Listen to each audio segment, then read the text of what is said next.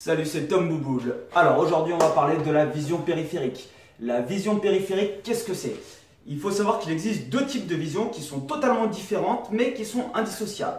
Il y a ce qu'on va appeler la vision centrale qui concerne ce que l'on voit, c'est-à-dire quand tu me regardes là tu me vois, et la vision périphérique qui va nous renseigner sur le reste du champ visuel.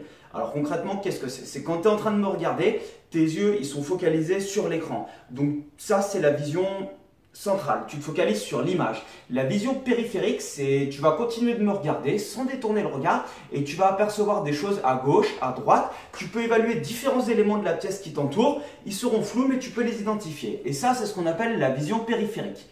Alors, quelle est l'utilité de la vision périphérique? La vision périphérique, on va remettre les choses dans leur contexte. Le rugby, en fait, c'est un sport d'interaction entre toi, tes partenaires et tes adversaires. Le milieu dans lequel toi tu vas évoluer, il n'est pas fluctuant. C'est-à-dire que c'est contrairement au canoë-kayak où tu vas avoir des rapides, tu sais pas comment va être le milieu dans lequel tu évolues. Au rugby, à part la météo, le terrain il est toujours pareil, il fait toujours les mêmes dimensions et soit c'est du synthétique, soit c'est de l'herbe en gros. Donc le milieu il est prévisible. Et les cascades de décisions qui vont t'amener toi et ton équipe à marquer, ça va se faire en fonction de tes partenaires et de tes adversaires.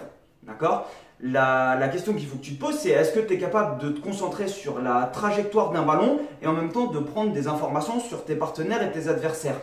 D'accord? Est-ce que tu es capable de traiter des informations pour offrir une réponse adaptée aux différentes contraintes qui vont se poser face à toi?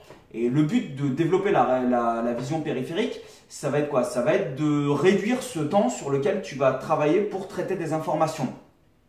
Parce que le rugby, c'est un sport en fait dans lequel la pression temporelle, elle est primordiale.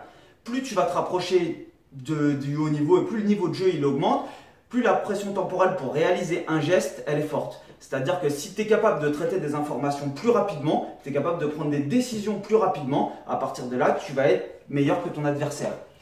Alors, le développement de la vision périphérique, il te permet d'apprendre à percevoir des informations dans ton environnement, de les traiter et de proposer une réponse adaptée.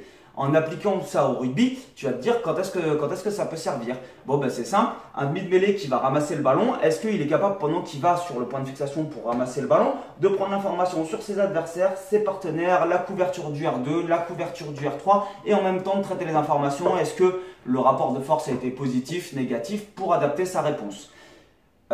Comment est-ce qu'on peut la développer, la vision périphérique? Premièrement, si tu es tout seul chez toi, il y a un exercice qui est vraiment tout con en fait, c'est de te mettre à jongler. C'est-à-dire que quand tu te mets à jongler, là tu es capable de prendre des informations en fait sur des choses qui vont se passer tout en focalisant ton regard sur autre chose. Voilà. Ça c'est sur le petit exercice que tu peux faire tout seul chez toi.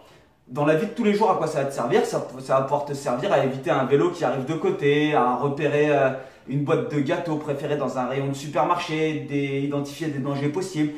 Tu l'utilises tous les jours, la vision périphérique. Maintenant, on va voir sur le terrain de rugby comment est-ce qu'on est capable de l'utiliser. Alors, première vidéo.